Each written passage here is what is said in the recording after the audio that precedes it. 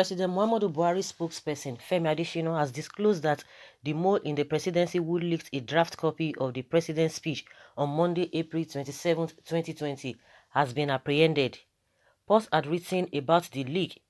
We had also reported Adesina's explanation on how the leak occurred and how the presidency was left embarrassed by it all.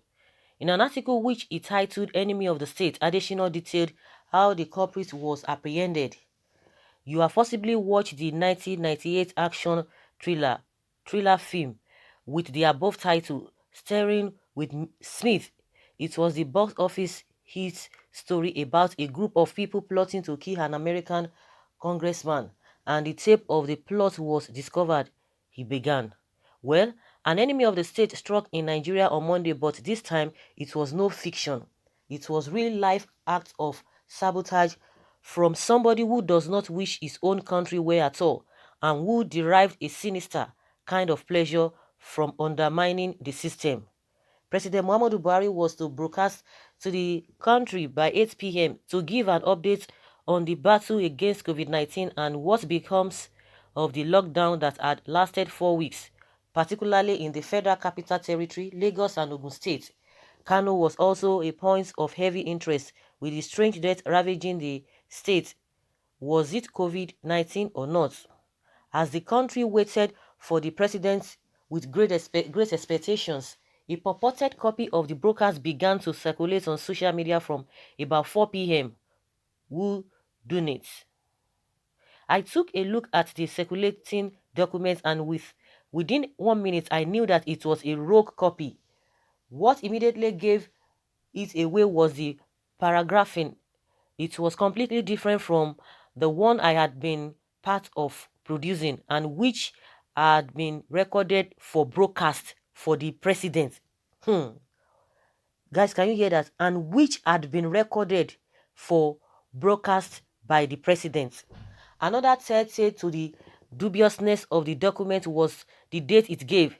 It said the lockdown in the affected states and the FCT would be eased from May 2nd, while the authentic copy bore May 4th. There were some other discrepancies, paragraphs that had been excised from the final copy when were still intact, and the document was riddled with spelling and grammatical errors, which you would rarely find in a presidential broadcast, which would have passed through a number of select and trusted hands. The president's aide said he had to work the phones as panic spread within the Aso Rock media office.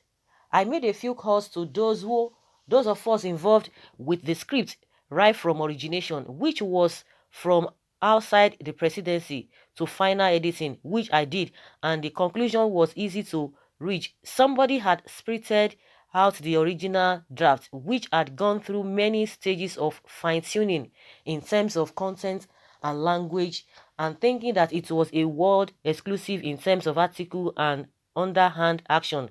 He fed it into the social media. Who would do such a thing except an enemy of the state? Someone who wants to ridicule the government, cause utmost confusion in the polity, and smack his lips in malevolent pleasure as the government, as possibly the media handlers of the president, were flagellated and taken to the cleaners. Yoruba people talk of Basheje, somebody who spoils the feast. Everybody is rejoicing and making merry, and he comes to pollute their joy. He could bring extremely bad news that sends everyone scurrying home or looking for cover.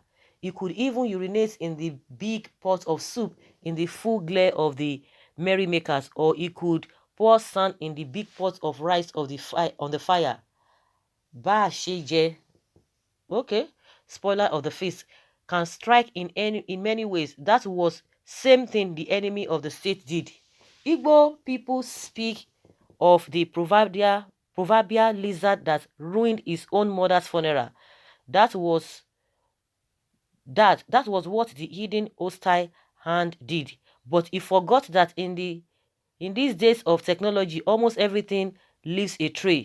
Before the end of that evening, computer evidence had narrow down the suspect, and he was already answering for his evil action.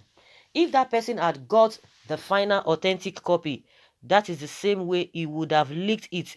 To what end? To what purpose? Sinister, sneaky, hateful. Some people hate their own country and ironically would be the first to complain that things were not going well. Every act of the government, anything, any government they would undermine.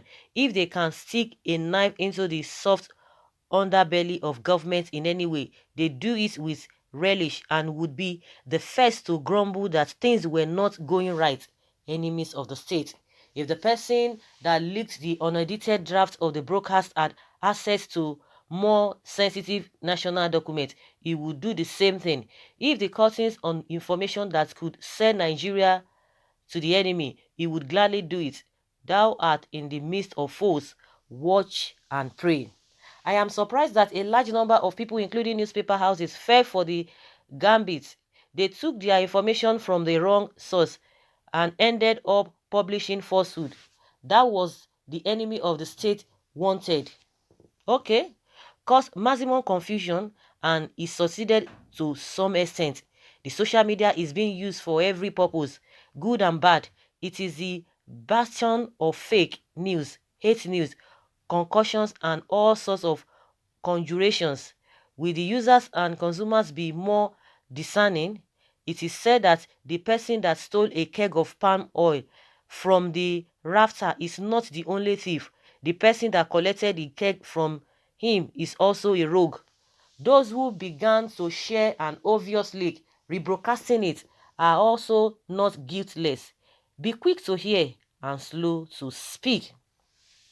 So guys, in a nutshell, we've talked about the president's leak and what have you, which Femi Adesina attested to some days ago, or maybe 3 days or 2 days after the rebroadcast took place. And he said yes, that someone somewhere did that leak, and they are trying to see who did that exactly, but they couldn't find it. But they knew that the person tried to edit and do all manner of things. But now he said the person has been apprehended and the person is answering questions, and now he cannot even mention the person's name. But what they are telling us, or what he is telling us as a spokesperson of the president, is that the person who did this, who committed this act, has been apprehended and answering questions. And to the fact that even those who were broadcasting it, that they knew quite all right that it was a leak speech, that they themselves, they are not guiltless. They are part of the whole thing, because if you see something that is not good and you are helping to propagate it, that means you are a culprit in one way or the other. That is what Femi Adesina is trying to tell Nigerians. But he will not blame himself. How come did you do that? That somebody had to get information of that? If you people are, if you are coordinated, and you have a well-structured organization, nobody would have done that, because it shows that there's something wrong with they themselves. Because now they are not even taking blame. He's not even blaming himself. He's not blaming anybody. But now they want to put the blame back on the people that saw something. They saw it. And because I could remember before then, everybody was just trying to say, oh, the president is going to do this, is going to do this. I was like, okay, if everybody already knew what he was going to say, then what is the essence of the broadcast? And believe you me, just like he said, that to a very large extent, the person was able to succeed and cause the embarrassment. But he's not taking the fault that they did this and they did not do all of that. So now, who is to be blamed? The same way they appointed somebody who is dead, because they are not detailed people. They are not detailed people. They leave the main thing and they always start pursuing shadows.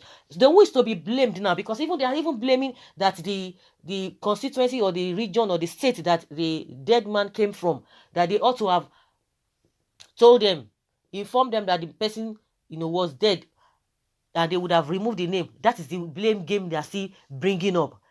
At that level, you don't do things thoroughly. And those are the excuses they are giving. Now, he's still telling us that the person has been apprehended, the person is answering questions. But now, for those of you who saw that leaked speech and you started broadcasting it, that you are not different from the person that leaked it, that the people are rogue as well. You can imagine. And you are not blaming yourself for this kind of a thing. And you could remember, again, from his statement, he said, before it was recorded, before the actual recording. That means this thing was not even a live broadcast. It was a recorded speech. See the way they are exposing themselves. So guys, he couldn't tell us the name, but he just told us that the person has been apprehended. The person has been apprehended, and there's nothing, and the person is answering questions. So that is what he's trying to tell us. And someone is saying here that Mr. Man, will you shut up? Must our president even address us through a recorded voice? You and your boss should be ashamed of yourself. Kudos to the brave man that leak it. Someone say, you are part of the enemy of the state as described by Femi. And someone say, it is only a senseless person that will follow you to talk. And can you please analyze what Femi meant? Mr. One follower, please don't comment on post again, or else you'll be whatever, I don't know.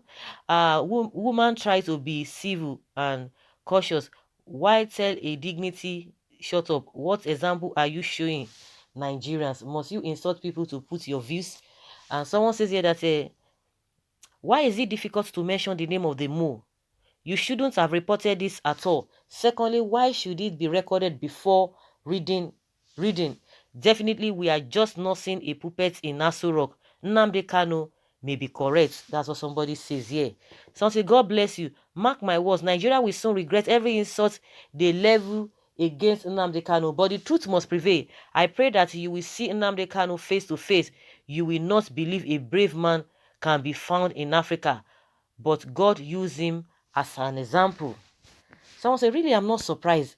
Femi, if you want Nigerians to believe your story of finding out the culprit who circulated the adulterated version of the president's written speech, please name the person. There is no good person to protect his identity. If your story is real, the government you serve likes a lot of opaque deals. Be transparent and inform Nigerians the culprit. Please. Femi Adesina, you should be ashamed of yourself by saying that the president's broadcast speech leaked out. How does such an important secret information sneaked out of Aso Villa? And as a man in charge of presidential speech, you should answer the question yourself. Secondly, who is the mole? Make you say the truth and stop deceiving the generality of Nigeria population. Stop behaving like your guy. Information for you. For your information, I don't know what this person is trying to say, but what we need to pick from all these things is that the whole thing was recorded. The broadcast was recorded, and they are now trying to come out, and it was leaked. And now, how did you go about it? How detailed are you? How effective are you for that thing to have leaked out in the first place? Who is to be blamed? And you are blaming those who are circulating it. You didn't do your own work. If you had done your own work, just like what people are asking, this thing wouldn't have, leaked out, and you are blaming it on people who are circulating it. So guys, let us hear your opinion. Of course, he couldn't mention the name, but he said the person has been apprehended and the person is answering question. And I don't know whether they're going to release the name of the person. And somebody say, no, that kind of person is not supposed to be, that person's identity is not supposed to be hidden if really what he's saying is the truth and nothing but the truth. So guys, leave your comments below and let's have your take.